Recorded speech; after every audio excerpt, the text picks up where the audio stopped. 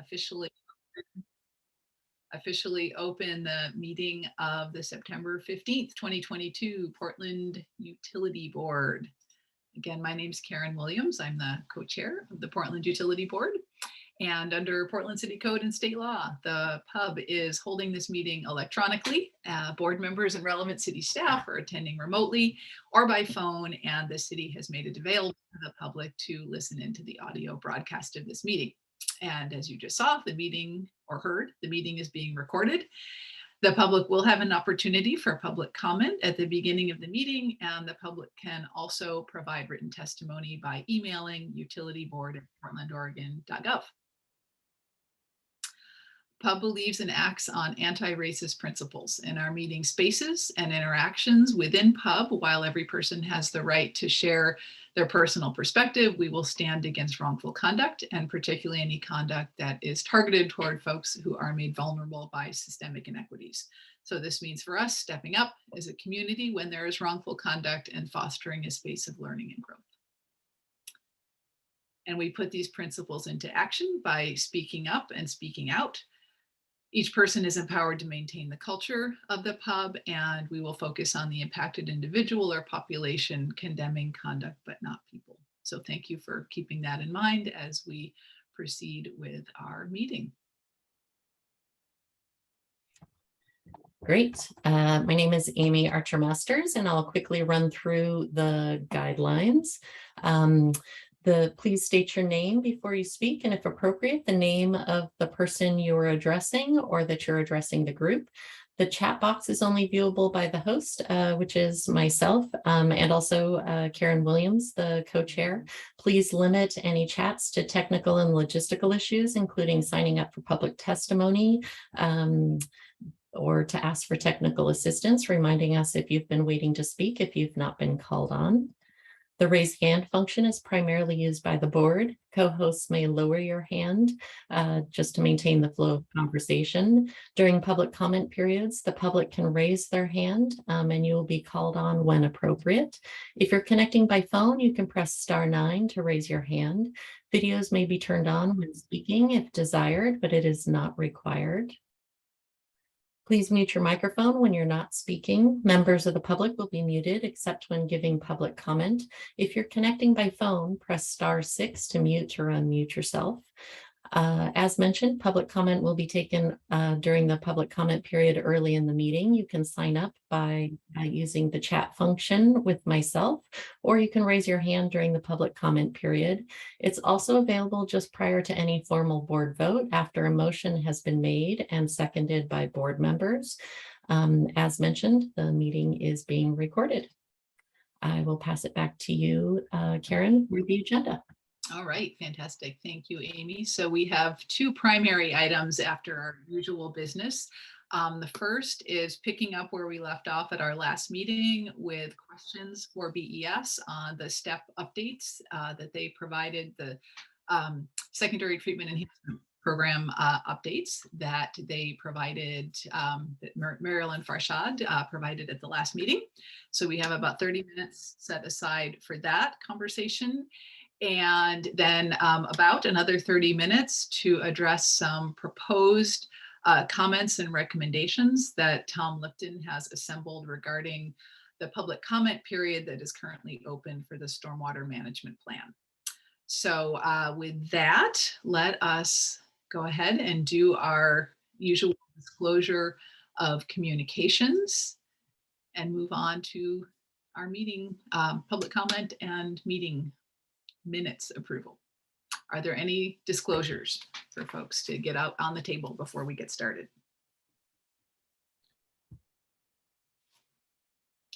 Bob Salinger, please go ahead.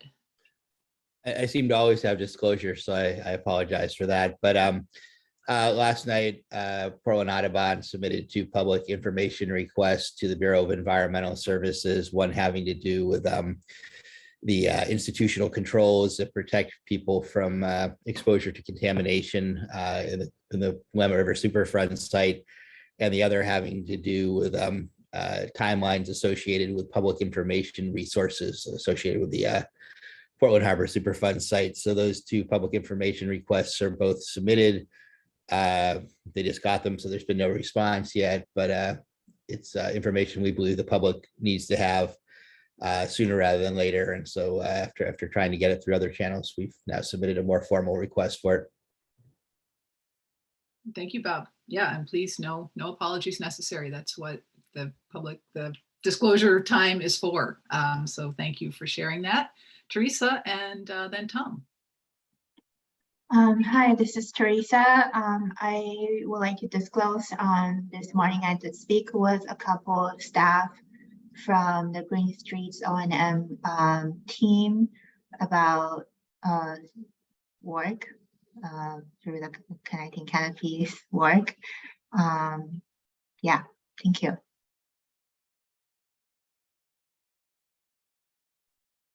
So this is Tom Lipton, and I spoke to a number of people at BES regarding my review of the stormwater management plan, and I actually called the city attorney as well, just to confirm my understanding of the basic legal question related to a quote unquote permit that the city that the city has.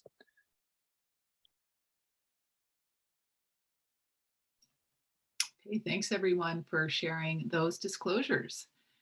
Is there anyone wishing to give public comment at this time? Please either raise your hand if you're online, hit *9 to raise your hand if you're on the phone, or just go ahead and unmute. And Amy, have you gotten any responses or requests ahead of time? No, I have not received any requests in advance. It does not look like we have any members of the public attending today that also want to leave comment. So let's proceed to a quick review of our September 6th minutes. And I have one suggested correction to make, and that is in the at the very end of the minutes, where there is a reference to the city in Mississippi currently undergoing the crisis with their drinking water treatment plant. I wanted to suggest that the B in Black be capitalized. It is identified great. as a predominantly Black city. All right, thank you very much. Are there any other either corrections, inadvertent omissions that people would like included in the minutes, or anything they believe is inaccurately reflected?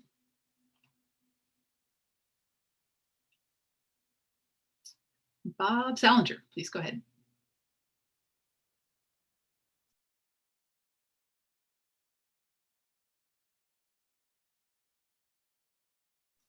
Hey, Bob, you're still on mute if you're speaking to the. Sorry, talking to myself here. My apologies. The minutes look fine. I don't have any changes to those minutes, but I dropped one disclosure that we should also make as well. Audubon met with Commissioner Maps this week and told him that we believe that some of the changes being proposed for the floodplain resiliency plan would potentially leave the city exposed to violations of the Endangered Species Act. So we put that in front of the commissioner this week, and BES is a bureau charged with basically responding to the Endangered Species Act. So although it's going through the Bureau of Planning and Sustainability and the Planning Commission, ultimately BES is typically on point for compliance with the Endangered Species Act. So noted. We'll add that to disclosures. Thank you. All right, seeing no other hands raised or not having anyone unmute to suggest comments to the minutes, the September 6 minutes will be accepted as presented. All right, let's open the floor. So brief summary just to bring us back to this topic. Muriel and Farshad at the last meeting presented a very comprehensive update and information about the Columbia Boulevard enhancements that are being undertaken and are underway, some updates to some rather significant cost increases, also greater certainty around costs were presented. And there were a number of questions put out on the table at the meeting, but we didn't have time to address them, and folks have submitted additional questions via email in the meantime. So I saw Farshad come in. Muriel may not be able to join us today, as I recall from, oh, Muriel is there, yay, Muriel's here, wonderful. So let's just start, Muriel and Farshad, with any information that you would like to share in response to the questions you've received. And as a matter, and for folks, for pub members, ex officios as well, please know this is not the last time that you'll be able to get information back in response to your questions. There may very well be written follow-up. And as we wrap up the topic after about 30 minutes, we'll ask Muriel and Farshad to let us know the next opportunity, or the next good opportunity for them to bring us an update on STEP, and the next opportunity for pub input. So Muriel, Farshad, I turn the floor over to you for whoever is going to get us started on answers to some of the questions. Great. Thanks again. For the record, my name is Farshad Al-Adadi. I'm the Business Services Group Manager for BES. And I do appreciate the opportunity we had last meeting to walk through the presentation that we made to Council regarding the STEP program. I think it gave us an opportunity to share the progress that we have made, the conditions that we're working under, both on-site and the broader economic conditions that are influencing how we are working on this body of work, and generally how the economics are impacting a lot of our spending decisions at the Bureau. And I also want to acknowledge that there were some fantastic questions that were sent in, both I think that summarized questions asked during the meeting, but also some that came in afterwards. We're working on written responses to those questions. Some of them are quite detailed questions, and are challenging to answer well. But our intention is to provide the pub a comprehensive response to all of those questions as a package, if that's possible. So I think we could have some discussion around a few of those questions if the pub is interested in that. I'm just not sure where people's interests are this morning and where we want to start. And I think we're happy to answer what we can now, and we will just ask for your patience as we develop a more formal response to the list of questions that were sent in. But I will look to you, Karen, or any other pub members to kind of help us focus on where the pub's interest is in this morning. Okay, that is fair. Amy, do you happen to have, sorry, I didn't think of this ahead of time, but anything you can project that kind of lists out to kind of refresh people's memories? Of course you do. Of course you do. Perfect. So why don't I open it? I don't want to presume what is most important or highest priority for you all. So how about folks just call out, or raise hand and call out what you would like to have some answer provided today, even if it's a partial answer. Which of these do you think you are most interested in getting some responses on today.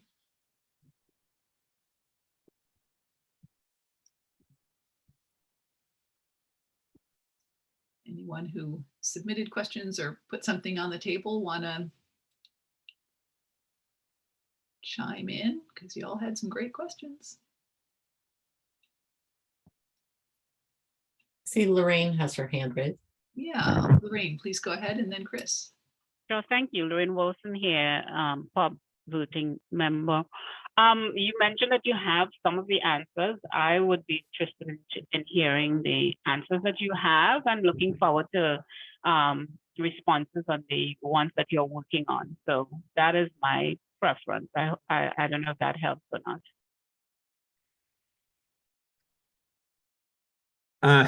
Well, we have information, Lorraine. I think that's fair. We're still working on coordinating responses from the multiple people that are involved in providing information that will contribute to those answers. How about we could start with the question that you asked. Is there? I want to make sure that we're hitting on those that are the most important today. So is there one of these that you'd want to lead off with? Or? So sure, Prasad, I am new to the pub. Mm-hmm. So whereas the other pub members may be familiar with STEP and all of these, my questions, as you will see, come from a place of having limited context. So I always like to start there about the questions are based on limited context. So this is questions for both my understanding of the process, and it may seem uninformed, and you will be correct in assuming that because I'm new to the pub. So I just want to share that. I'm interested, all of the questions are important to me because they will give me context and to understand the STEP project better, and will also help me understand what I saw when I visited the actual facility. Great. Well, I think we didn't want to presume to focus in an area that wasn't critical to you all. But so in that case, let's just start from the top. And some of these are going to be more in Muriel's wheelhouse, and some of them will be in mine. The first question was, the slide shows 30% completion. Please explain what this means. Muriel, do you want to take that one? Yeah, I can clip for the first questions because I think those are all STEP questions, and then I'll tee you up, Farshad. So the first question, that's a good question. I don't usually get to explain that when I go to council. So one of the slides showed 30% completion, and that was a quick slide. And what it meant is that when we went to council in 2020, our level of completion of the design was 30%.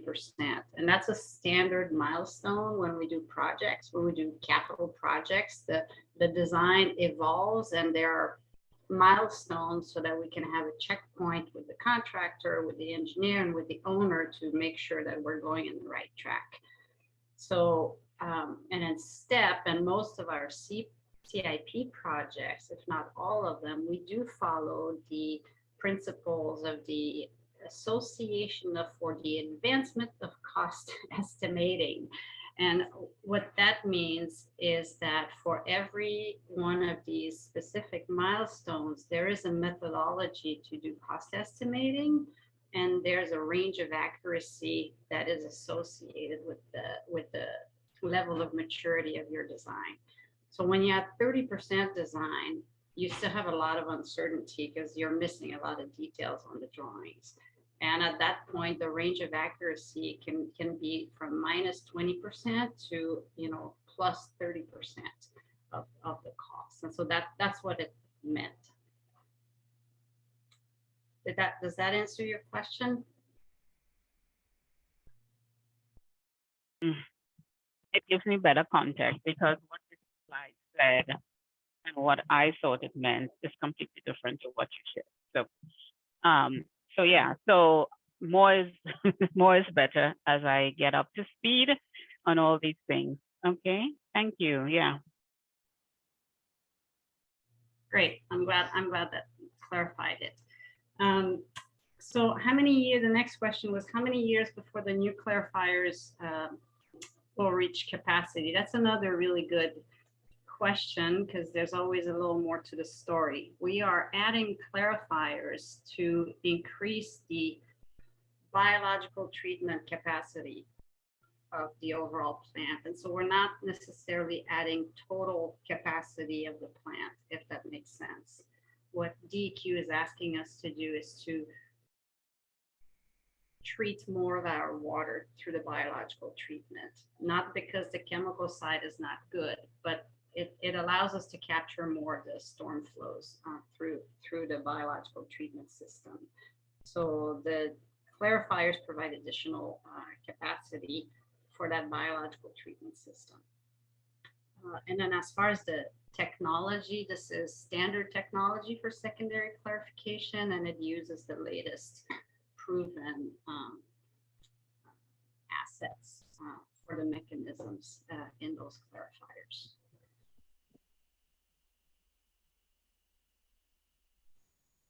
Is that helpful?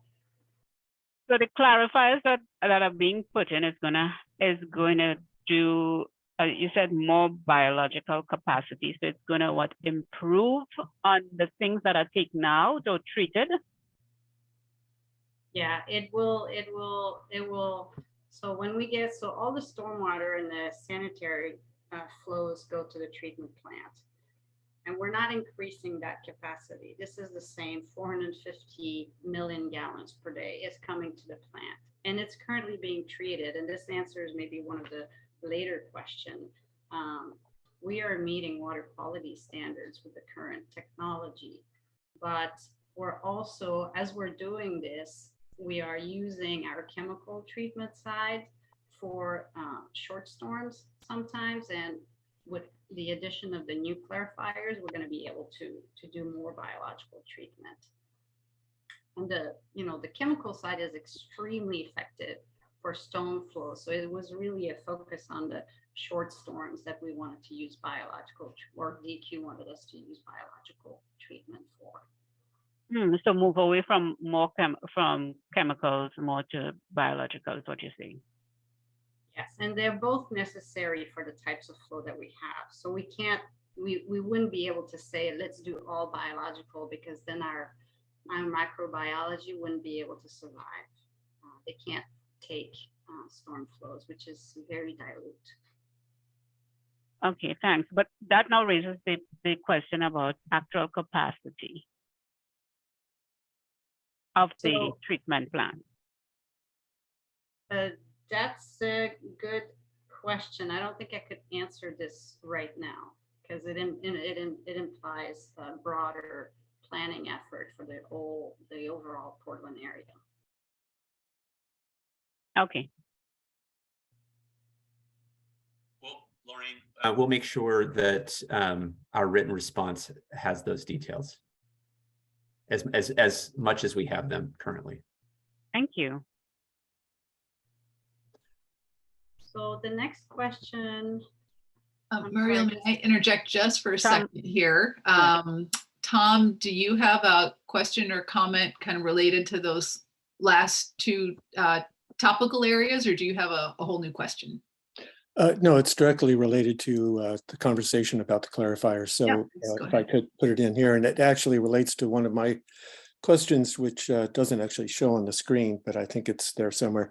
One of the questions I had was regarding the reason for the clarifiers. In other words, it appears that because the big pipes added billions of gallons of stormwater, depending on the type of storm that we have, that are the clarifiers being also driven by this increased amount of flow and pollution that's coming in. And if that is the case, is it also correct in saying that the more stormwater we can prevent from getting to the treatment plant, the less need there is for the even if we build the two, I mean, we're building the two clarifiers, but the more we reduce stormwater, the less impact there is. So then even the more efficient the clarifiers become potentially, or it's just basically, I'm sorry, it's taken a long time. If we reduce stormwater, would that help reduce the impact to the plant and give us more capacity, in other words, for some big storm? That's a good question, Tom. Thank you. So the clarifiers are not adding overall capacity to the plant. So as the population grows in the Portland area, the sanitary flow proportion will increase and make it to the plant. So the idea is that you're correct. We would have to reduce stormwater flows to the plant so that we don't have to increase the overall capacity of the plant. But it wouldn't change the need for these two new clarifiers, which are really internal to the plant and more on how we treat what comes to the plant. Thank you.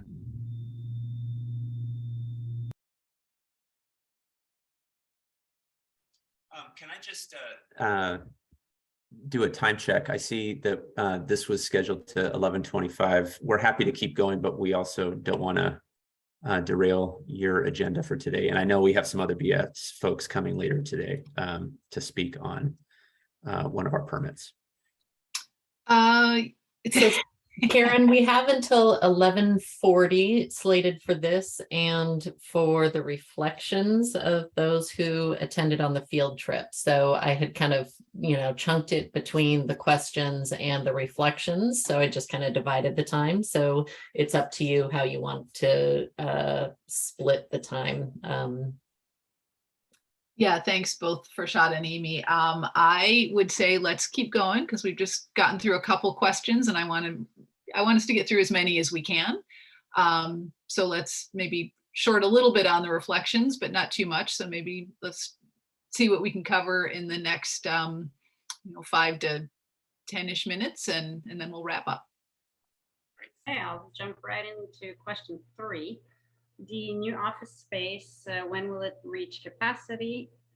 And so I wanted to clarify the new building that is provided in STEP is not really an office space. It's more of a workshop.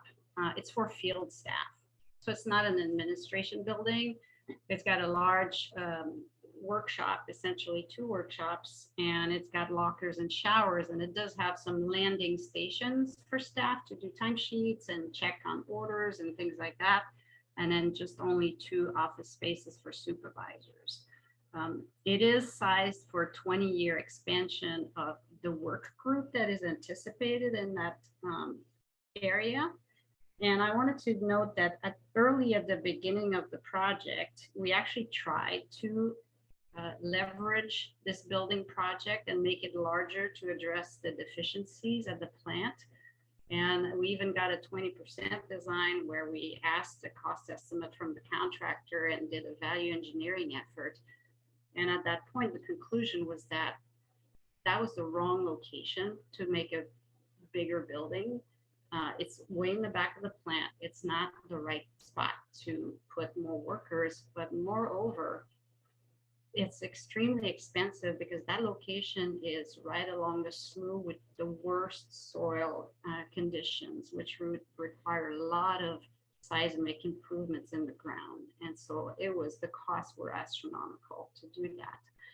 And it was decided that this was not the right place or the right time for that building project. I hope this answers this question. I'll just keep going until someone. Can I just add? I know, Lorraine, I think this is your question, and I had the privilege of taking the tour in your group, and we spent some time inside the Dodd building, which the workspaces there, I want to acknowledge, were degraded, to put it mildly, and we are distinct from the STEP project. We are engaged in planning work around improving the the office type facilities on the campus of the Columbia Boulevard plant. So I didn't want, I want to highlight the distinction between that body of work and STEP, but also acknowledge that it's an active area of planning, and we're not ignoring those needs.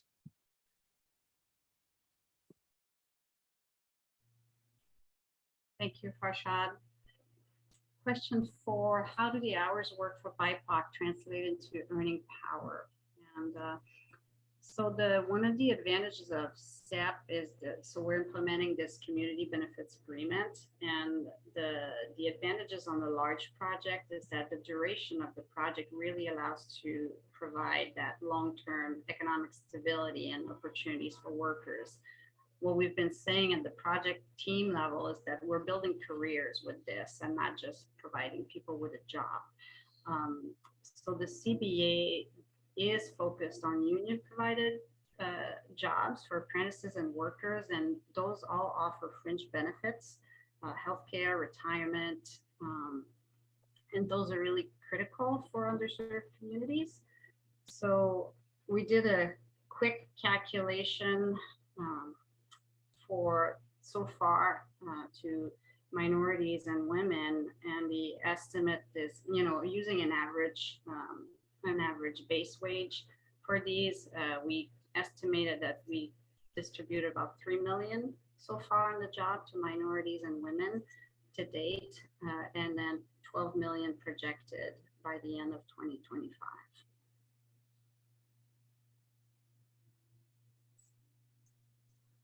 I was just wondering if you'll do disaggregation, because I specifically asked about BIPOC, the earning power for BIPOC, as opposed to minority and women-owned businesses, which is can be a different population. I am sorry, I have construction going on in front of my house. Oh, I'm sorry. Can you hear me? I know sometimes my headphones are not. Oh, okay. Yes, it's much better. Yeah. So I was specific about BIPOC as opposed to minority and women-owned business earning power. So I just wanted to clarify that, which is actually two different things. As far as individuals as opposed to businesses, is that what you mean? But Blacks, Indigenous, and people of color, as opposed to minority and women-owned business. We have data for that, so we could get the numbers for that. Lorraine, we'll include as broken down as we can get some specific data in our written response. I appreciate that.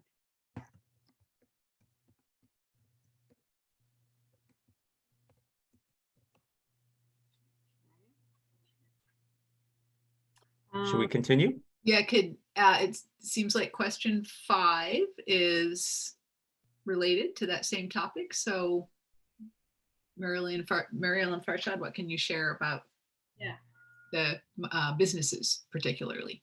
Yes, so the businesses, what we had shared at council was that the projection is for about $79 million to go to minority and women-owned businesses. And so the CBA is based on the model CBA that the city council has passed, where a goal of 22% of hard construction costs going to minority and women-owned businesses. And so for now, those projections, those numbers are 22.2%, but we're just at the beginning of that second big construction phase. And so the contractor is committed to exceed the goal. And we'll keep working with our advisory committee on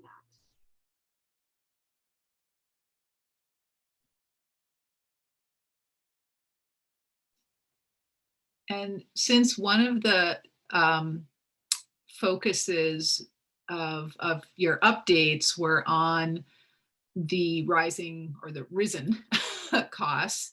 Could you share with us what information you've got on question number 6 and A, B, and C? And I think the rest will probably need to rely on written responses and any future updates.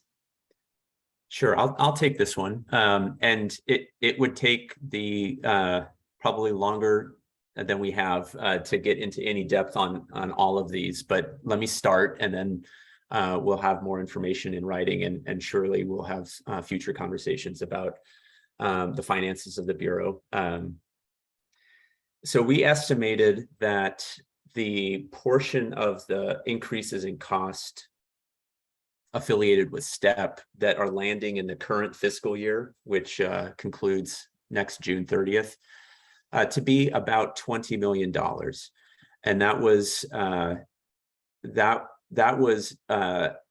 unexpected and unbudgeted. So we typically have fluctuations in costs in all of our capital projects, and those we, as a course of normal business, accommodate.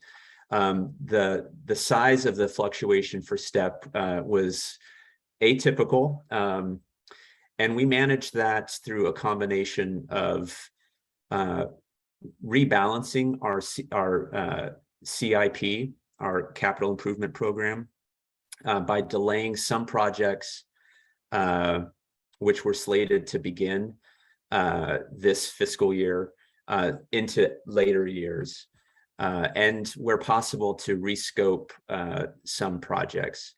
The written response will have some more detail about what those projects were. We also, through our budget, recent budget action that we submitted on the 8th of September, which was kind of our interim budget actions called the fall bump, where we make adjustments to our budget for unexpected, unforeseen reasons. We did reduce, we're seeking some cost containment measures that we could reallocate to these rising costs. STEP is not the only area where costs are increasing. And we're trying to manage those increased costs within our current budget first. We're working on longer term revisions to our financial strategy to acknowledge the realities that we're now operating in. We're seeing, I think I mentioned last time, inflation is hitting construction projects particularly hard. In some categories, I think Muriel stated, in some categories, annual inflation is going up 40 to 50%. And in some commodities, its inflation is measured in hundreds of percents. So that was unanticipated, and we're looking to both our spending patterns, and we're looking to the need to possibly increase our revenue faster than we had forecast. We're still modeling those options and working through those options right now, and we'll be prepared to discuss those details very, very soon as we're starting to do our planning for next year's fiscal year budget. I expect that we're going to have a lot of conversations with PUB on those details.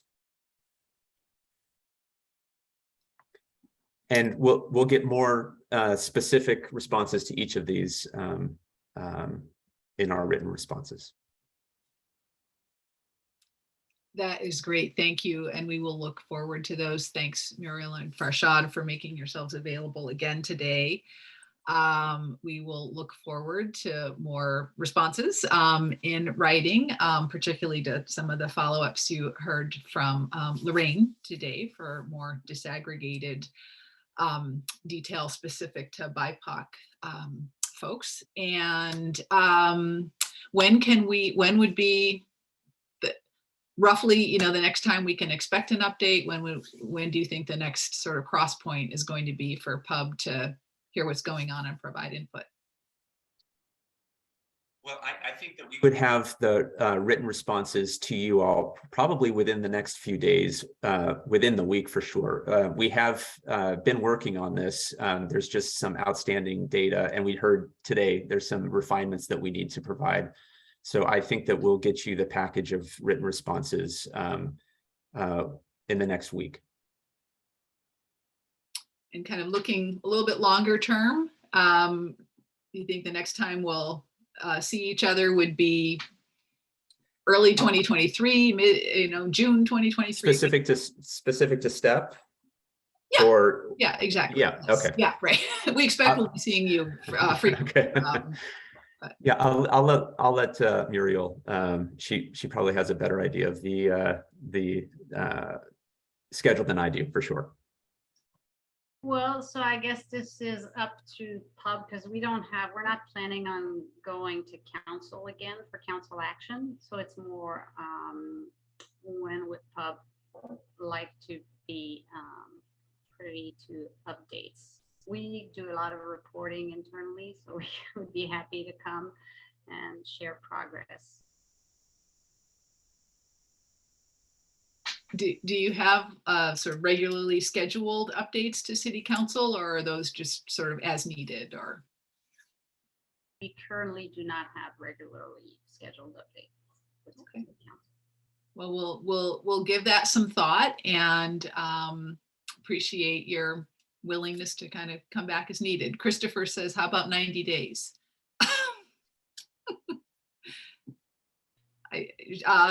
Sure. Is that, 3 months out? I guess, yeah, I think that sounds like a good time period to just kind of check in, see how if you have any updates maybe to some of the numbers that you're going to be providing us. I shouldn't say numbers, but any updates or more refined information in about 3 months. I think that works. Let me, I know that we meet regularly with pub staff. I think that we'll make sure that there may be a more opportune time period where more data will be there ready to share. So let's start with 90 days and see if there are additional times as well. And I'll work with Amy to figure that out. Terrific. Thank you. Thank you. I would, just because we have put this off, I think too many times, and it is so relevant to what we just heard. I would like to save like 4 minutes for folks that were able to go on the tour of the treatment plant a couple months ago. If we could, please share any reflections, especially now that you've sort of gained some even more detailed information about the progress of STEP. Would anyone like to share a reflection from the tour that we took back in July? Was it that long ago? July, August?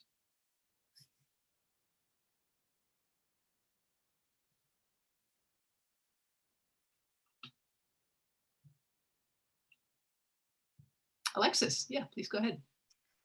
Hi, everyone. This is Alexis, voting member of the pub, new member of the pub. Just some quick reflections for me is that it really helped ground me a little bit in the work that is underway and kind of the scale and extent of the importance of the treatment plant.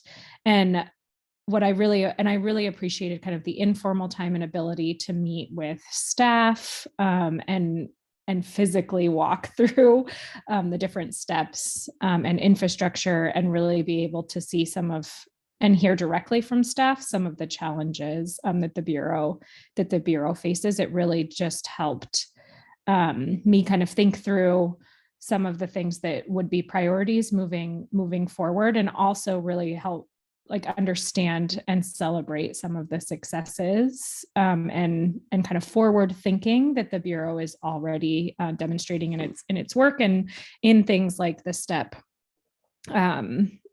program. So I really appreciated and enjoyed the field trip, and it has kind of stuck with me as we've been moving forward through these other conversations. So thank you again for having us and for organizing. Thanks so much, Alexis. And I would like to add on to everything Alexis said. And something that I was particularly struck by was the level of responsibility and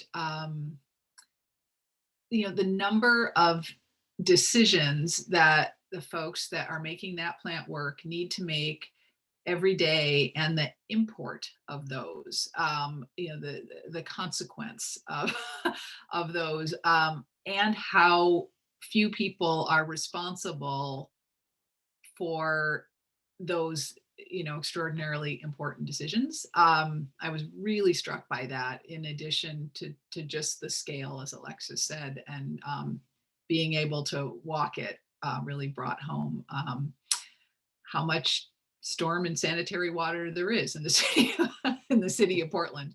So Sarah, please go ahead. Yeah, hi everyone. Sarah Messier, ex officio member and also Water Bureau staff.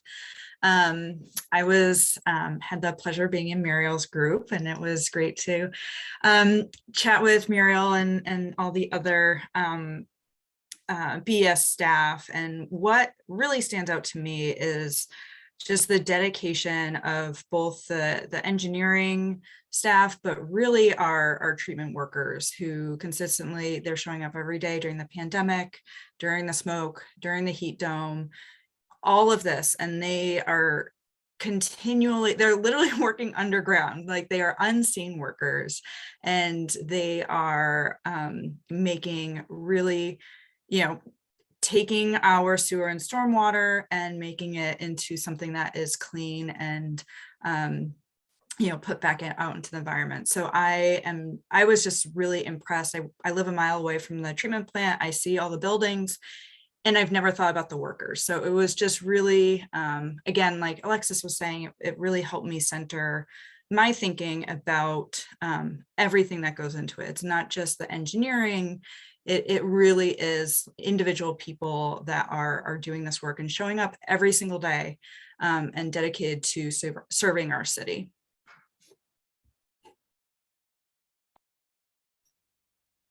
Thanks everyone for offering those reflections. And again, thanks to BES and pub staff and everyone and the staff on site that made that tour happen. It was really, really a great opportunity. Okay, let us take our next 25, 30 minutes to talk about proposed comments. With the comment period for the stormwater management plan is open until the end of the month. And Tom Lipton, thank you for assembling, doing a deep dive into the stormwater management plan, assembling some proposed ideas and comment areas for us to consider as a board. Couple things I want to say as a matter of introduction. The stormwater plan, while it is a requirement of the MS4 permit, it does address stormwater treatment and management outside of the MS4 area. So it goes beyond what the requirements are for MS4 and is a comprehensive kind of overview of how stormwater is treated within the city of Portland, the greater city of Portland. And the second is, again, this is one opportunity we have to share pub's voice on, granted this is a super important topic, and we have a great opportunity to get our opinions out on the table for BES consideration. It is not the only opportunity, as you may have read in some of the information about the stormwater management plan, that there are other plans essentially kind of within that that will also be open for either public comment, or pub would have an opportunity to weigh in on those documents as well. So this is one opportunity. It is not our last opportunity to have some influence on stormwater management more generally in the city of Portland. So I'd like to turn the floor over to Tom for about 4 or 5 minutes to give us an overview of the points that he raised for our consideration, particular to certain elements of the stormwater management plan. So Tom, do you want to walk us through that briefly? Yes, so just a second, let me move that up. So as Karen, just a little bit of background. So I used to work for BES, and in 1992, I was assigned to the team to put together the first NPDES MS4 permit application, which was, as it's stated in the documents, finally given a permit by DEQ in 1995. In looking at this, as I said in the introductory paragraph, what the city did and is doing is I think a really good way to do it is that they've applied certain requirements that come from the MS4, and because they make sense, and also because the city is under two other permits, the NPDES permit for the combined sewer system, and then the some other kind of permit for the East County, I'll call it East County, although it's in North Portland too. There's large areas of what are called sumps, which are essentially holes in the ground where you put the stormwater and then it soaks in, and it's covered with sidewalks and pavement. So it's out of sight, out of mind. And it's one of the items on the list, actually number 10.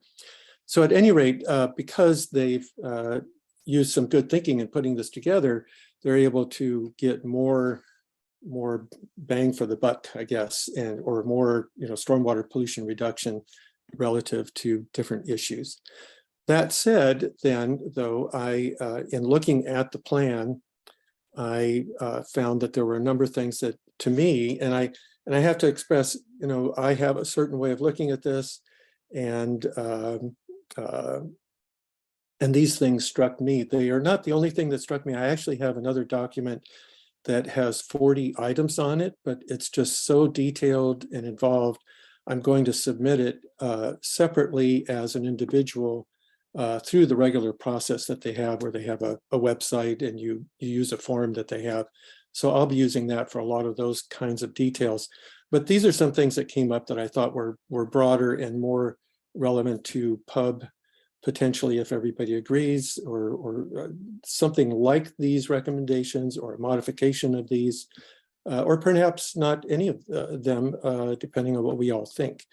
So I tried to give a little background, and then what I thought would be a recommendation. And of course, the recommendations could be, everything could be modified, and go from there. So that's, I hope, a little bit of background. The one other thing, as I mentioned, I talked to the city attorney, and I just wanted to confirm that, yes, this particular permit, as well as the combined sewer treatment plant permit, these are regulatory issues, and they do have enforcement mechanisms that are built in to them that the city has to comply with. And if the city doesn't, then there are consequences to the city, and even potential consequences to individuals, which I've never heard of anybody being enforced on, but and the city has not been sued relative to the MS4, although the city did get sued.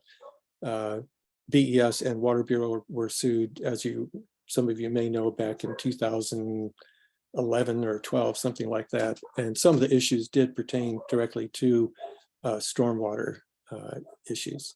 The other thing, and it's one of the items, is that in the annual report, and I don't know if there's an annual report for the sumps and for the combined sewer system, but in this annual report, BES combines a lot of stuff, and that stuff is sort of citywide. So for instance, there's one reference to 55,000 inlets that the city manages. Well, those 55,000 inlets are not all in the 10,000 acres of the MS4. I suspect they're citywide. So they have kind of mixed and matched some of the information, and that's one of the items I have on the list that perhaps it'd be a good idea to be give more explanation why they're doing that, and perhaps modify that approach and maybe just say what it is in the MS4 and just report on the MS4, or explain why they're reporting on some things. I suspect that a lot of people who are not familiar with this kind of stuff might read something and say, oh, 55,000 relative to the MS4, and they might, they might feel that that some of the work is actually bigger than it really is relative to the MS4. So anyway, I'll leave it at that and let Karen take over, and I think start with number one and see how it goes. Okay, thanks for that overview, Tom. And how we thought we might do our best to proceed through as much of this as we can is really by focusing on the underlined recommendations in the Tom's proposal, and trying not to get, I'm hoping you all reviewed the sort of background and explanatory information that Tom provided in each of the points before the recommendations, but in the interest of time, it seemed like if we can get any level of concurrence or editing and then concurrence on the recommendations themselves, given that this is our only shot, if we're going to do any kind of a commenting as a group, as pub, on the stormwater management plan. So Tom said that he'd prefer to just go through 1 through 10. So let's start with 1 and see if any pub members have a, want to express support for this recommendation, want to suggest a modification, or oppose, us making a recommendation like this. So that first recommendation is recommending that the city come up with a succinct description of the goals within the stormwater management plan and state that clearly. So what are people's thoughts about that recommendation?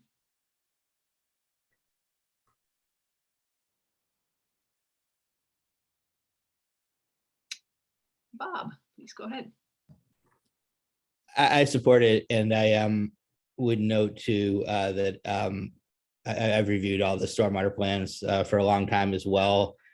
This one was the most vague by far, and many of the metrics have shifted from actual outcomes on the ground to how many people they speak to about it or BES speaks to about it. So there's a real shift in kind of, just because you speak to someone doesn't mean you're actually affecting change on the ground. And I think you measure the efficacy of that outreach by the change on the ground. And I saw a real move away from that in this one. So I support this one strongly. I also think this plan is much weaker than prior ones on green infrastructure in general, in terms of actually laying out land acquisition, green streets, green roofs, urban tree canopy, rain gardens, and other things as specific priorities, proactive priorities. A lot of it's focused on maintaining what we have rather than advancing what we have. And so I think putting in clear metrics and ambitious goals around especially green infrastructure is really important.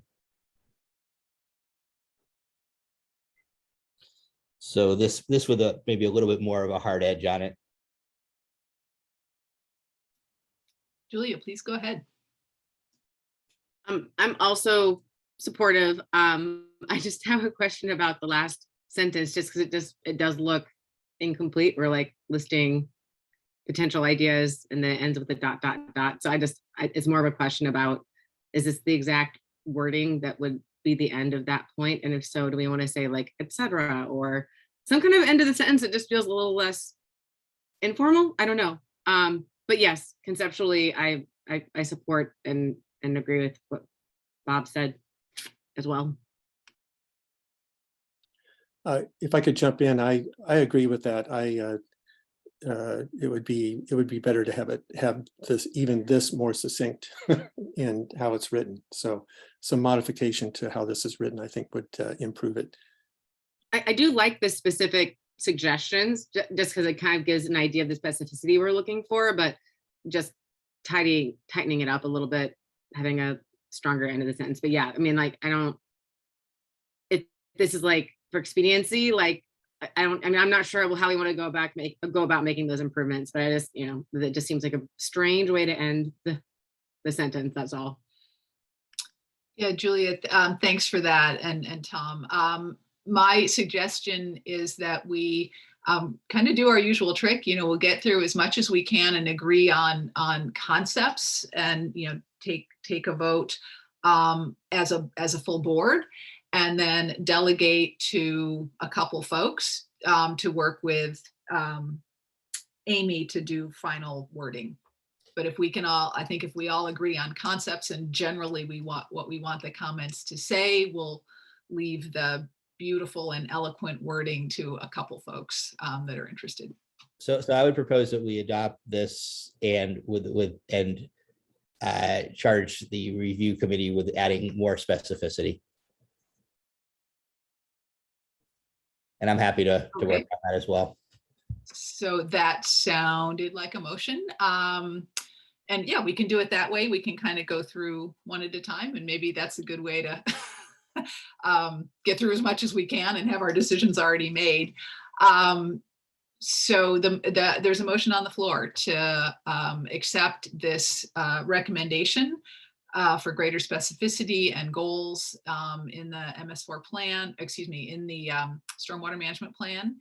And is there a second to that? I'm happy to second that. It opens up to discussion after this, right? So folks who haven't had a chance to chime in can do so. Yes, it does. Okay, We'll yeah, also I'll second it. take public comment.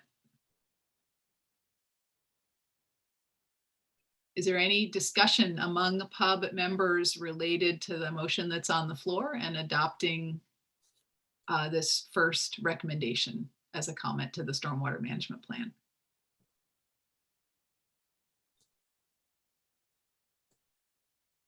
And Bob, is that a hand raised to speak to the motion, or is Oh, that sorry. No, that's an old hand. okay, no problem. All right. And is there any member of the public that would like to comment on the motion that Pub is about to vote on before we vote?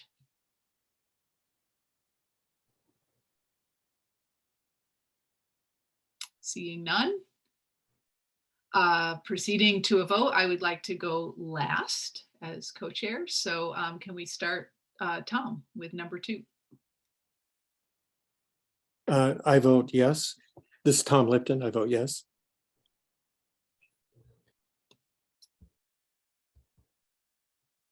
Bob, you're next. I vote yes, and I didn't mean to create such a cumbersome process. Maybe from here on out, we can capture what the modifications are with each one, and then vote on all of them at the end. And if people want to pull one out, I think we'll be here all day if we try to do it this way. So I'm happy to withdraw the motion too, if that's easier and go that route. I think at this point, Bob, I think it would be better if we just proceed with our vote, and so noted that we might want to kind of go through things and make a list of what we want to make a motion on and vote before we adjourn. I vote yes. Thanks. Hi, this is Heather Day Melgar. I also vote yes. This is Chris Richard. I vote yes. Lorraine Wilson, I vote yes. This is Teresa Huang, voting member. I vote yes. This is Alexis Rife. I vote yes. This is Julia DeGraw. I vote yes. And Karen Williams, co-chair, voting yes. Great, thank you. Well done, folks. Let's go on to number 2. And just to give you a chance, I'm going to read it out loud so y'all can be formulating your thoughts on this. And this is a recommendation that this BES, the city specifically prepare plans, for example, drawings that show where stormwater management facilities and structural alterations could be done to reduce pollutants, also including a timeline for implementation, estimated costs, and benefits to neighborhoods, including benefits to climate footprinting, climate resiliency, So what do folks think about including that as a recommendation? And again, we could get some questions and general support on the motion, and just keep it on a list of things that we want to vote on at the end.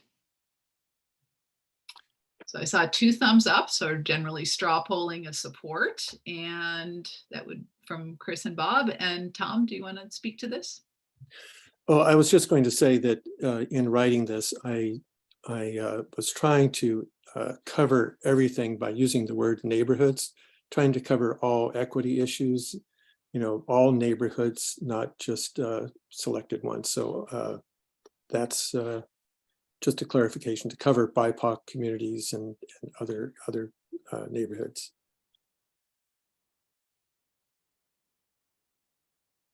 And I'm in favor of it.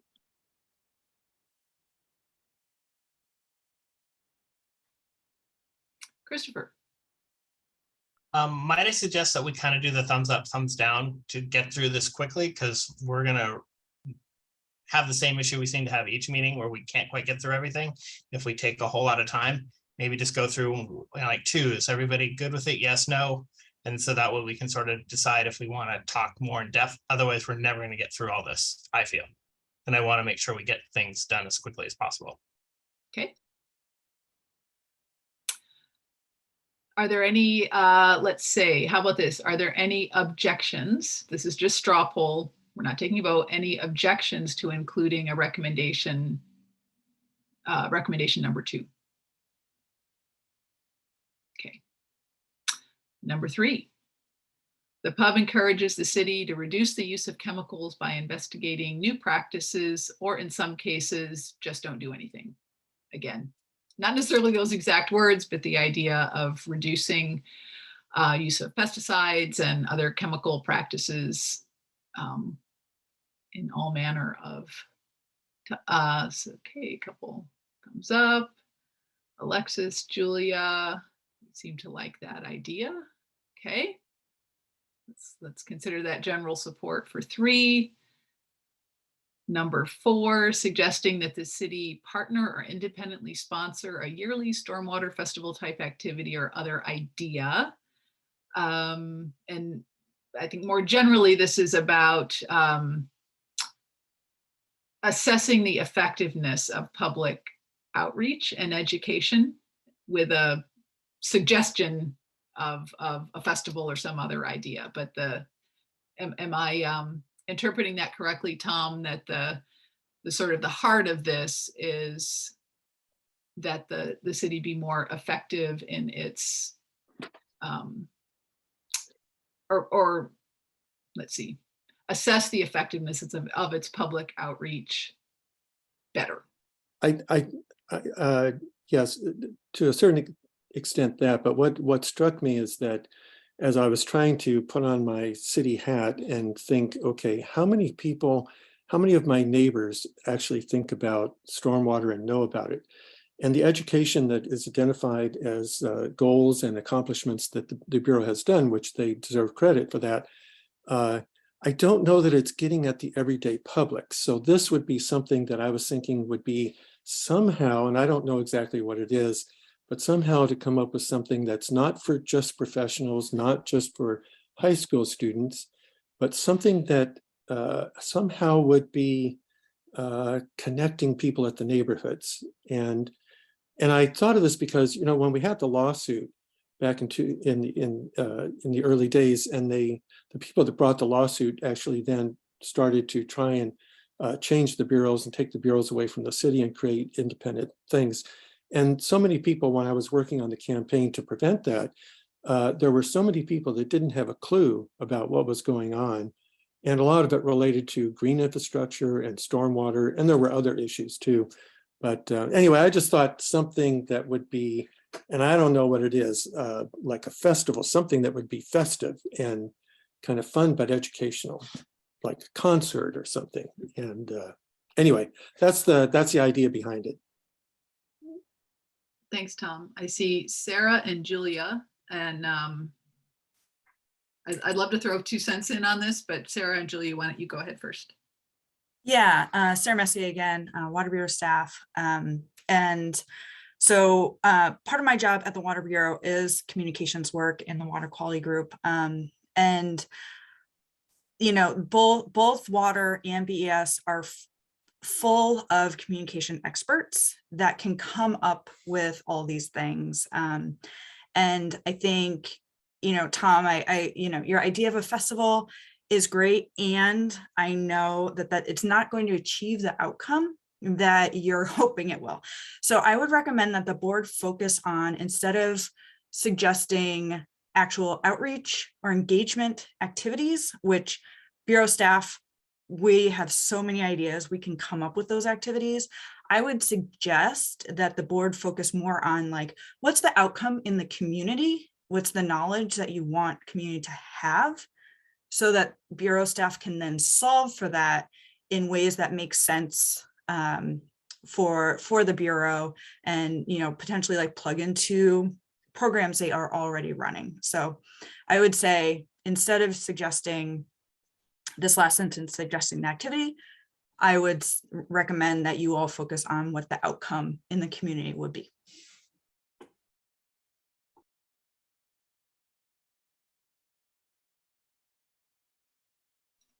Julia, please go ahead. Yeah, so yeah, I would like to speak to that a little bit as well. I was like, I feel like the Water Bureau has a slightly easier job of this, because it's people drink water every day and turn on their taps, and just like I remember at events back when we were doing lots and lots of in-person events, there would be like a drinking water station that the Water Bureau would bring around to like all these big events, and it was just like a really fun education and like ad campaign for like our public water system. And I feel like we need to be a little bit more creative about how we do that for Bureau of Environmental Services. But I agree with the sentiment that we need to, that folks can go a very long time without thinking about or being aware of the incredible value of like that end of the water system, right? Of like, and all the other environmental services that they're doing. So I don't know, like, but yeah, I think we should state a goal here of trying to do a better job of telling the story to the public, so they understand the value of this, of the service that this public agency is providing.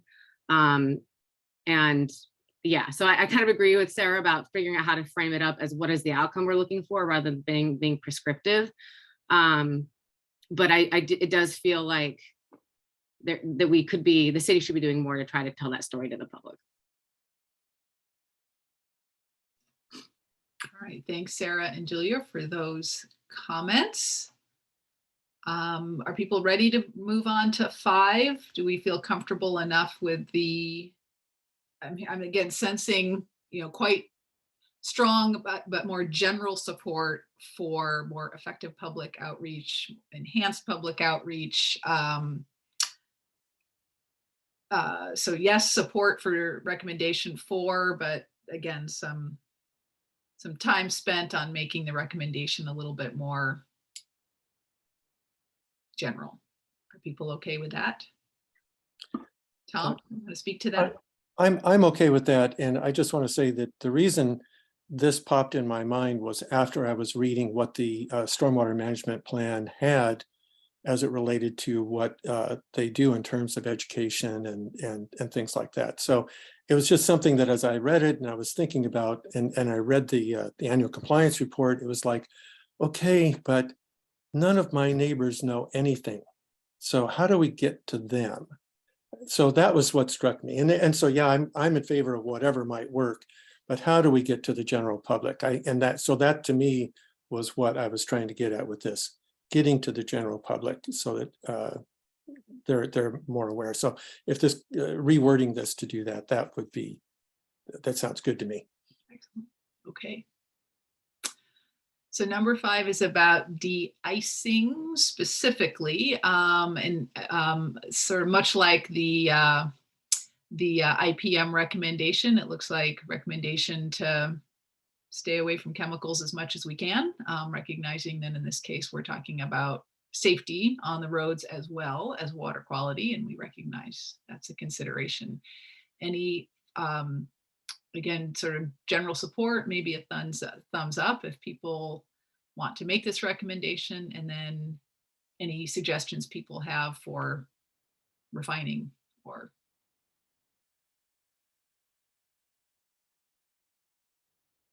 one thumbs up. Anyone else want to show support? Not seeing so many supportive thumbs up, so we might need a little bit more on this. Let me throw something out that was a thought that I had. Yeah, Bob's thumbs up. That's great. I would like to see for the programs that are essentially implemented not by BES, but by other bureaus. So parks with the IPM approach. Looks like Alex had to leave. PBOT with the road safety and the de-icing. Bureau of Development Services when it comes to implementing the erosion control requirements or enforcing the erosion control requirements.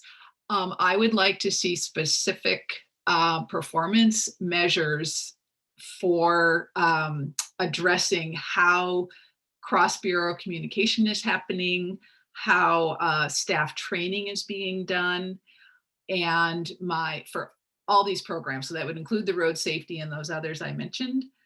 Specifically, I raise this as something that I think is important because I can see there being good best management practices on the books, but something gets lost in translation when a bureau or a program separate from BES is actually carrying out those practices. So I'd like to see some performance metrics that have to do with specifically cross-bureau staff training and communication and coordination.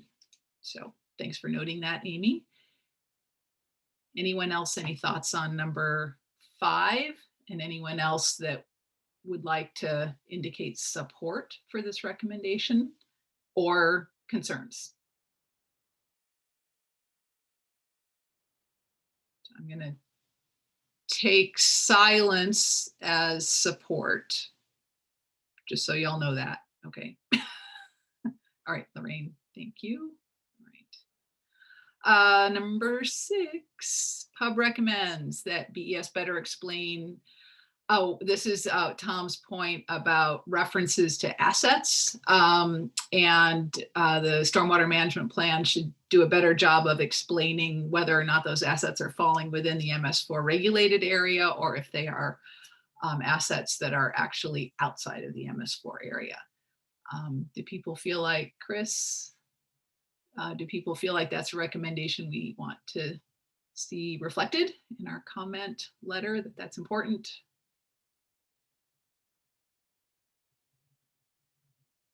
It's like Bob. Yes, please go ahead.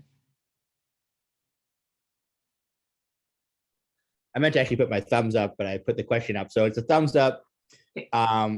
But yes, I agree with this. And I think I would echo Tom. He said this in a couple of different ways in this letter. But there is a really kind of a real blurring of lots of things that makes it very hard to actually have a sense of whether we're actually going to hit the purpose of an MS4 specifically. There's such vagueness around things in terms of geography and targets and the mechanisms and so on, that you could accomplish a whole lot of stuff that doesn't actually lead up to the outcomes that an MS4 is supposed to do, but it looks really great because you did 90 million things, but they don't actually achieve the outcome. So I think this part's really important. Thanks, Bob. Great. Can we move on to 7? This is Tom. I would just recommend we take out that parenthetical comment that I made. I did find out how many we have, and I should have taken that out. That was a note to myself. Sorry. Sounds good. Thanks, Tom.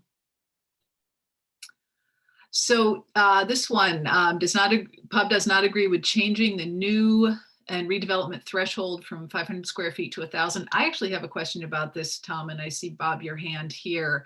I did not see that that was being proposed, so I may have missed that. I did see that the MS4 permit threshold is 1,000 square feet, but I did not see where BES was proposing in the stormwater management plan only requiring post-construction stormwater management for 1,000 square feet and greater. If I could explain, if I could explain quickly. No, you caught it correctly. It's when you read it in the stormwater management plan, it's a bit confusing. What's happened is that for some reason DEQ changed the 500 square foot to 1,000, but they didn't change it for erosion control. They left that at 500 square feet. So this gives BES the option, if BES wants to change it, then BES can. Now, because we already have it in our city code, BES has to go through a process to put it out to the public and make if they decide they want to go to 1,000. So they are talking internally and looking at different things to determine whether they want to do that for the next stormwater manual, which is part of the permit revisions, which will be in 2024, I think. So it's going to stay 500 for that. So we would still need to chime in if anybody, whether it's pub or anybody else, if you don't want it to go to 1,000. Just to give you an idea of the size here, 500 square feet is larger than a 2-car garage. So this currently 2-car garages are excluded. So if it goes to 1,000, it would be somebody could put in a 4.5-car garage and be excluded from the stormwater requirement. And what's really weird is that BDS requires permits for many of these things. This is just saying, for some reason, BES is feeling like they want to get out of these small projects. And I'm sure they have good reason. And but the question is, how much do we lose by switching to this? And that's, I think, an important question. And so for me, putting this together, I just thought, well, let's just take a stand and then see what BES comes up with in the future, and they might convince us to change our mind. So that's why Yeah. Again, it's preemptive. Thanks for that explanation, Tom. So with that context, and it sounds to me like then the recommendation is more essentially pub would not support or would not agree with any future changes to the threshold. Is that more reflective of what the recommendation is? Yeah, that's better. Yes, that's a better way to put it. Yeah. Yeah, just sort of a force. Okay. Bob supports that. I also strongly support that. Post-construction stormwater management is, as Tom said, that goes on for forever. So Lorraine, all right, any other comments or shows of support for this recommendation? Thank you, Julia. Great. All right, let's look at number 8. So we are looking at a recommendation that gray facilities be eliminated as options, and that when a developer says they can't do stormwater management unless they use gray infrastructure, require them to use eco roofs in the case of buildings. Comments? I like this one. You know, I think it pushes BES a little bit. I think there'll be pushback, but I think that it's one of those ones that's ambitious. It sort of puts a marker out there a little bit in terms of saying, really, wherever possible, you ought to be pushing the envelope as hard as possible to move toward these green multi-benefit strategies, as opposed to traditional sort of gray infrastructure. Whether BES will actually adopt this one or not, I think is a question, probably a big question mark, but I think it's not inappropriate for the pub to put something in there that says, you know, we want you to push the envelope here a little bit. And if I may, thanks, Bob. I had a comment on this that I think it's fine for us to sort of throw down the line and sort of eliminate something as an option, as a suggestion. But perhaps something that would be more feasible that BES could actually do, and you know, may or may not be open to doing, but at least increase the threshold, or I should say increase make the bar higher for what a developer needs to sort of prove, right? That gray infrastructure is the only way that they could manage stormwater on a new development. We think that there should be a higher bar that they have to meet before they can sort of, I don't know, I don't want to say get out of jail free, but you know, just revert to the more kind of engineering and less natural way to manage stormwater. So that would be my comment on sort of future wordsmithing of that recommendation. Other thoughts on recommendation number 8? How are people feeling about, generally speaking, making a recommendation to take the focus off gray infrastructure and green infrastructure as the sort of first, as the default? Okay, looks like some good support on that. Number 9, clarify the cost, burdens, and benefits of the MS4 requirements. And then kind of a question at the end of that.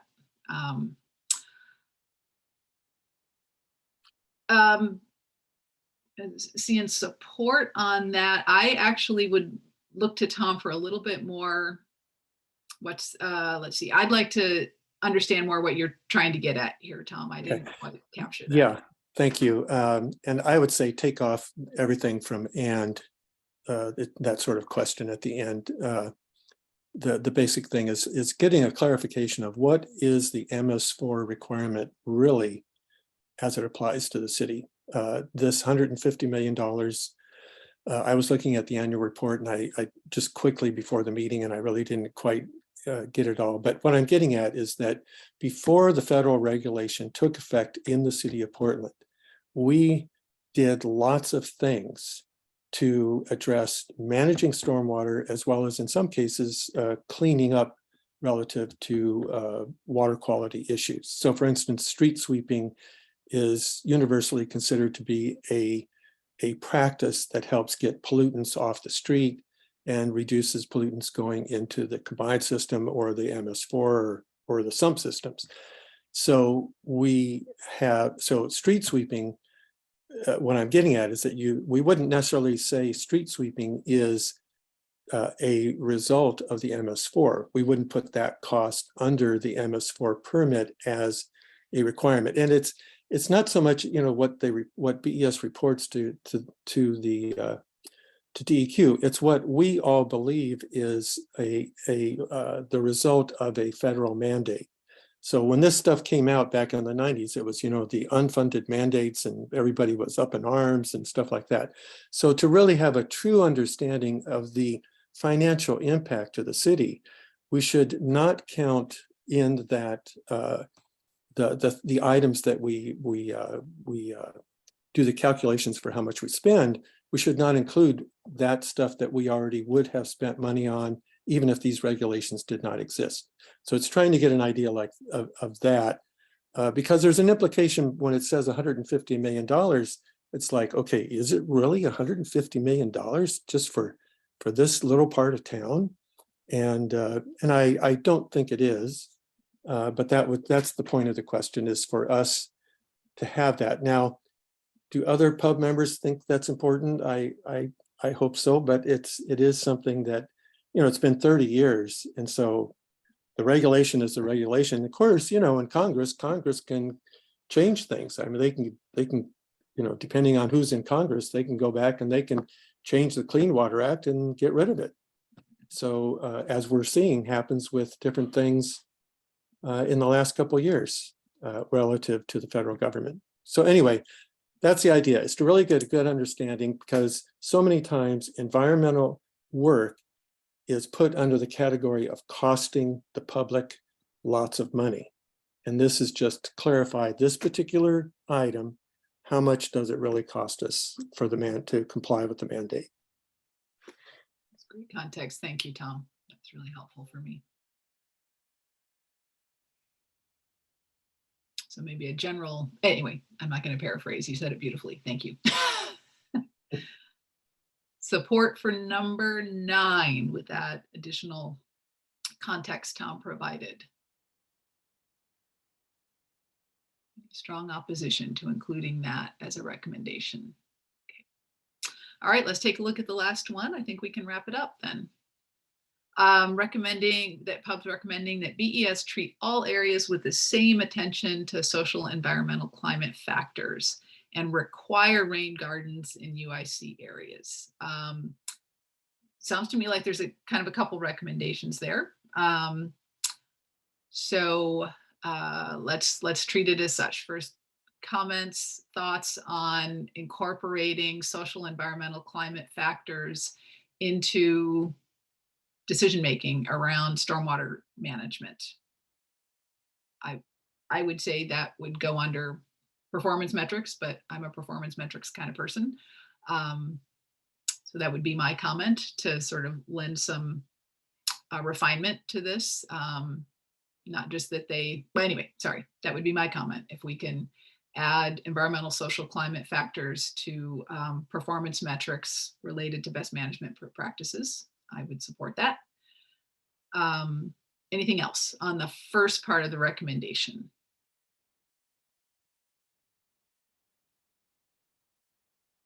The people, I know people are probably anxious to go and eat lunch, but I don't want to like shove stuff down people's throats if they have something to say about this. Okay.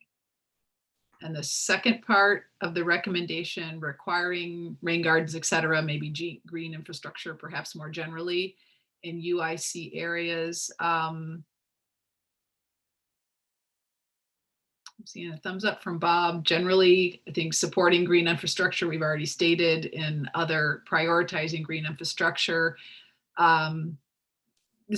Sorry, this just brings to me the question of like, sort of cost. And if you've already got a UIC, do we add a rain garden too? Does that make economic sense? I mean, Tom, could you maybe respond to that for me? The idea of this would be that there are something like 9,000 or 10,000 UICs in the ground right now. So this is not to retrofit all of those. This is looking at new and redevelopment, which maybe it should be stated in the recommendation, because currently it appears from what I've seen, and I didn't see anything different in the stormwater management plan, because this is crossing over 2 boundaries, MS4 and the UIC. But the point is that in the part of town where you can put UICs in, wherever they put new ones in, and maybe sometimes when they have to replace an old UIC, they replace it with a rain garden type facility instead on the street. The point is that we're getting rain gardens in the combined sewer area. We're getting, in the vegetation, the trees, the removal of impervious area is happening in the combined area and in the MS4 area. But it's as far as I can tell, it's been stopped in the UIC area because UICs are very simple. They might be slightly cheaper than a rain garden. It's comparable in cost, and BES does not have to take care of the landscaping that's associated with a green facility. And I'm just saying, taking care of the landscaping in the city, especially since PBOT has gotten out of that and they're putting concrete in all kinds of places in the street that could be planted, that at least BES would be there and be able to help support. And this is getting at climate, it's getting at social equity. I mean, East County is not exactly, the best part of town. It's where I live. So, You know, so it's something that I think is important that we give these, you know, the values of these particular approaches, these green approaches, to everybody in the city in an equal way. That's the point of this. And it's specifically relative to this technique that's called a UIC or a sump. That's why I put that specifically in there, because I think BES, I'm not sure, but BES might actually think that a UIC is a green facility. So again, thank you, Tom. That context was incredibly helpful for me in my understanding of the recommendation, which I fully support. Julia, and just a note, it looks like we're going to maybe start losing folks. So why don't you go ahead, Julia, and then let's see if we can get a motion on the table regarding these recommendations and a subgroup to refine the wording. I support it completely. I think that a little bit more specificity in the actual request to make sure what Tom just outlined is more clearly expressed in the what and the why. I mean, the what has to, anyway.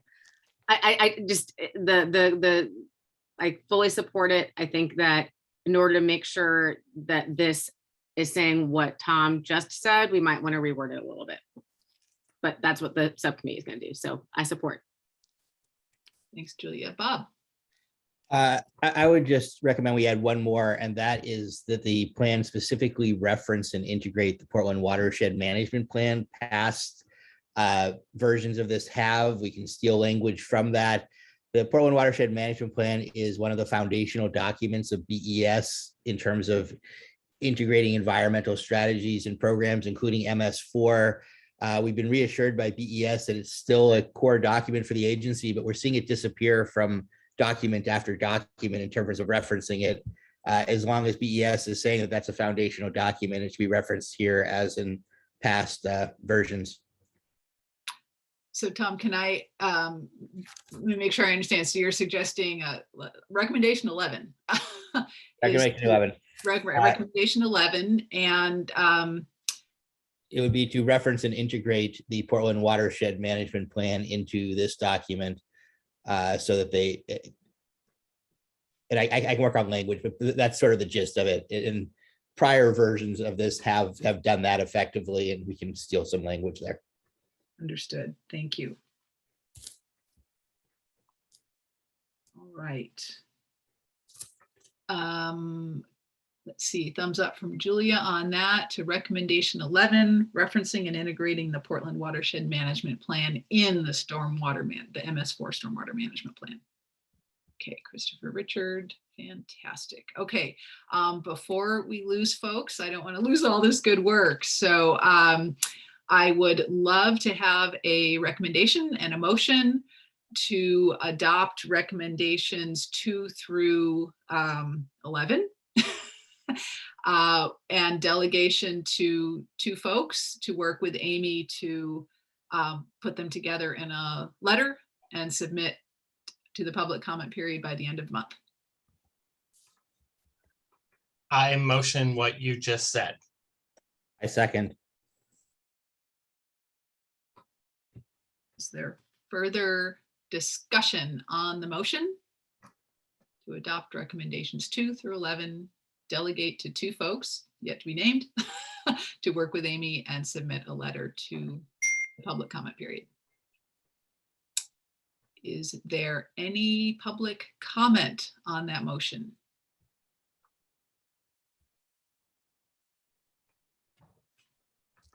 Let's see, I'm sorry, Christopher, and did Bob seconded that? Yes, I did. Bob seconded, okay. All right, again, I would like to vote last as co-chair, so let's go to Tom for a vote. I vote yes. This is Tom Lipton. I vote yes. This is Bob.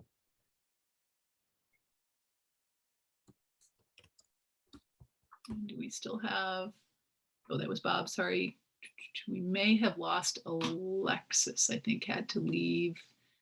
Oh, do we still have quorum? 1, 2, 3, 4, 5. Yes, we still have quorum. Okay, so it looks like we're on Christopher.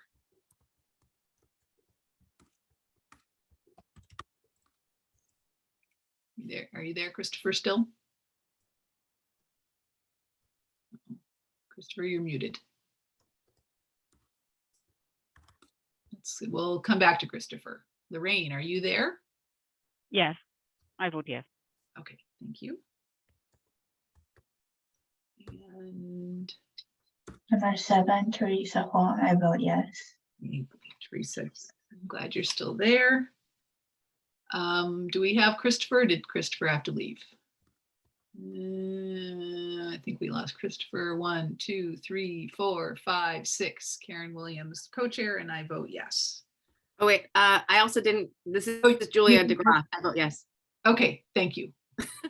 There's Christopher. Okay, we're gonna get. Are you back, Christopher? Sorry, we lost you there.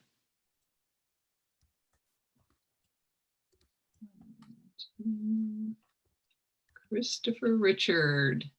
Sorry, I lost internet. I vote yes. Your timing is impeccable. All right, we retained quorum. The motion passes. Thank you all for working through that, staying a few minutes late. Bob, is that a hand with a announcement or question? It is not. It is a Oh, yes. straight hand. We need people, don't we? Yeah, the 2-person committee. Yep. Yep. So 2 volunteers. I'd say at least Tom, do you volunteer? We're starting from your words. Yes, I volunteer to work on it. Thank you, Tom. And second person, was that, are you volunteering, Bob? I'm volunteering if folks are agreeable to that. Are folks agreeable to Tom and Bob? Do we need a motion for that? Yeah, we can't. Well, we gave the motion was 2 people yet to be named to delegate Oh, to. perfect. Yeah, I think it's they seem like the right people. I'm for it. Okay. Sounds good. All right, fantastic. Go forth and do good work. Thank you, Bob and Tom, for pulling that together. Very briefly, let's look to our next meeting because I won't be here. So we are still looking for a facilitator for the October 4th meeting. There are options if we don't get a volunteer. Staff can facilitate, or we can cancel the meeting. But I would invite folks in the next, basically like 5 working days. If you are willing and interested in volunteering to facilitate, please let Amy and I know that so that we can meet with you ahead of the October 4th meeting and, help support you in that facilitation. And the topics that would likely, agenda for October 4th is still being worked out, but we would like to return to a review of the pub beliefs and values. And if Lorraine and Heather, who are a subgroup that's working on that, if you all have an opportunity to meet and confer and have any recommendations to bring us on October 4th, we would love to be able to get those beliefs and value statements, updated and meaningful for the current members of this board to carry forward. And the second item is we could return to a, before I commit to that, Amy, does it look like Portland Water Bureau might be available to talk about wholesale agreements on October 4th? Do you have any updated information on that? We would need more information about what it is that we want Water Bureau to come back with. So they provided some information back to Pub in writing. And so we, they've provided some information. And so they have just asked what more information does Pub want. So if that's what a Pub wants to have on the October meeting, then I need to have some conversation with whoever wants to facilitate that meeting about what they would like Water Bureau to present, or what additional information they'd like to have conversation about, because Water Bureau has provided some additional information, and so they don't have additional materials currently, but they can come prepared if they understand what pub's looking for. Okay. Yeah. No, fair point. And I have lost track of the exchange that happened a couple months ago after Yeah. the public comment. I know I was looking for, kind of more of an overview of, how these wholesale agreements come to be, what's involved, what are the decision points, what are the considerations when changes are made or proposed. But that's just me. So let me review and again, with anyone who volunteers to facilitate the October 4th meeting. Tom, do you have anything to offer at this point about what you'd be looking for in either presentation and discussion on the wholesale agreements?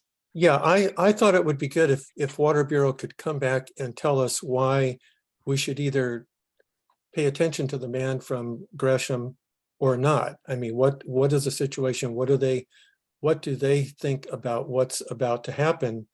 If indeed it is happening, I assume the guy got his information right, but what's really happening? And then of course, how's that going to impact us?